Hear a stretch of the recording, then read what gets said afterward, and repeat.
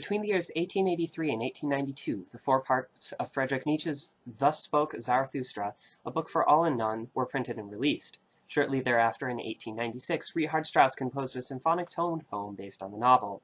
This piece, known by its German title also Sprach Zarathustra, has gained huge popularity due to its opening theme, which is called Sunrise, the theme that we just heard.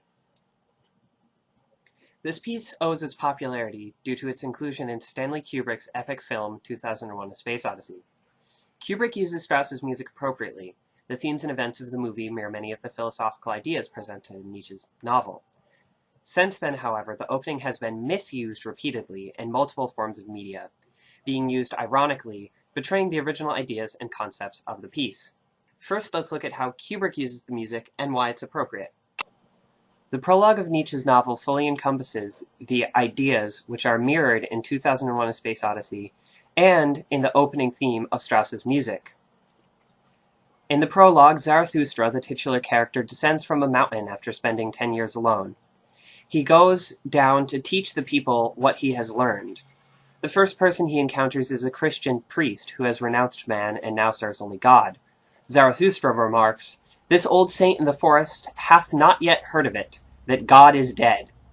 People often take offense to these words, but the statement is not meant to elicit any sort of anger.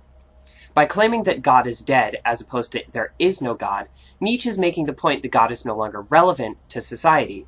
He's making the cultural observation that our idea of God is no longer strong enough to serve as the foundation for truth and morality. This is liberating for both Zarathustra and for Nietzsche. He was unsatisfied with the otherworldliness of God, and in the wake of the deterministic revolution in the 19th century, believed that Christianity was obsolete. Since there is no supernatural being to hinder mankind, Zarathustra can now teach his concept of the Übermensch, which is translated as the Superman or Overman. The Übermensch is an earthly ideal that Zarathustra believes is the purpose to life. He describes humans as existing between animals and the Übermensch, and humans must never give up striving towards that ideal, lest they become the last man, or a nihilist, someone who finds no meaning in life. This idea of humans existing between apes and man is shown in 2001: A Space Odyssey. This scene that we have been watching shows an ape picking up a bone and learning how to use it as a tool, representing his shift from animal to man.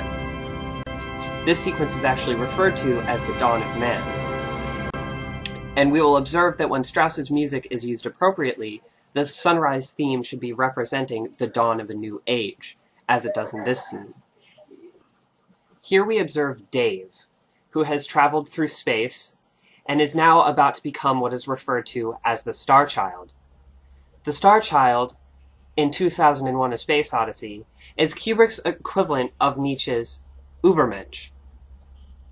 This creates a unity between the book and the movie. As Nietzsche says, quote, "What is ape to man? A laughingstock, a thing of shame, and just the same shall man be to the Superman, a laughingstock, a thing of shame." We can see this clear evolution from animal to man, and then from man to Übermensch, or Star Child in this case. We also see an interesting parallel with the ending of Nietzsche's novel and Strauss's tone poem with the ending of 2001. As Jacobson points out, at the end of Strauss's music, there are two tonal centers, which are C, which represents the nature and universe, and B, which represents humanity.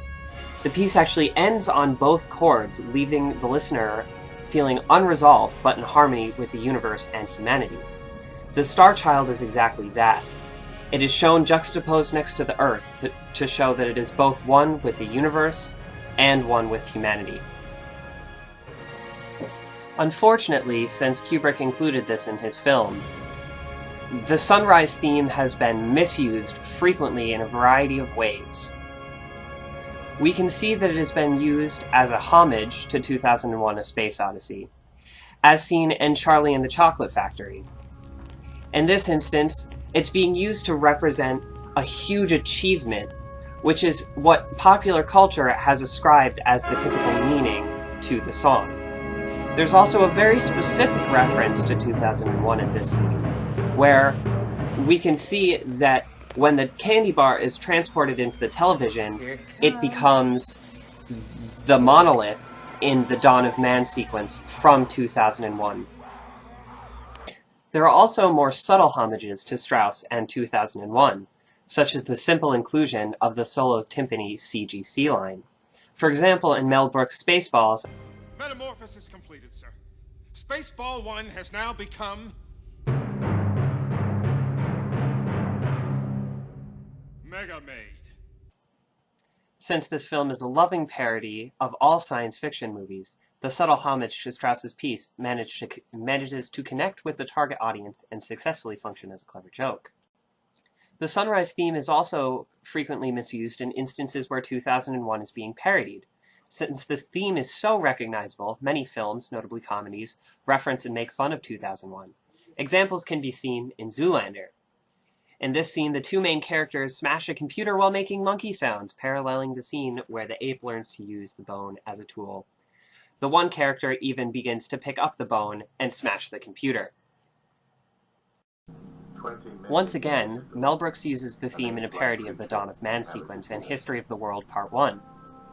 As Strauss plays, the text, "Our Forefathers," is displayed on the scene, and a narrator claims the apes stood and became man. In Brooks's version, however, the apes do not discover tools. Instead, their silhouettes are shown as they stand and proceed to discover masturbation. Because of these two styles of using Strauss's music, the sunrise theme has become associated in popular culture with a huge success or an important event, and is thus frequently used as such.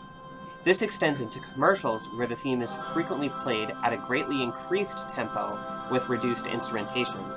These commercials are usually looking to exploit the sense of excitement that the music creates, and have little or nothing to do with Strauss, Nietzsche, or 2001. There is one example, however, of a commercial which references the sun dawning over the Earth. Now there's two. Part two's two! It's... The final and possibly most offensive way that the music is abused is to emphasize the mundane. Since Wagner's operas, audiences have been trained to hear music to tell them what to feel during a scene, while the images and text provide the literal events that are occurring. This trope of emphasizing the mundane is observed when a film or other form of media depicts a situation that is commonly experienced and not at all exciting, and attempt to make it exciting by using the music to influence the audience's emotions and perception of the scene. For example, Paramount's movie Clueless, the sunrise music plays as the character waits for a boy who she likes to call her. This situation is commonly experienced, and watching a girl wait for a phone call is hardly the subject of a gripping scene. Strauss's music provides the excitement that keeps the audience invested and provides the listener with an expectation that something important is about to happen. Some uses of the theme, while they still follow these tropes, have some validity in regard to the source material. An example of an appropriate homage, Danny Elfman includes a subtle reference to Strauss in his score for Tim Burton's Batman.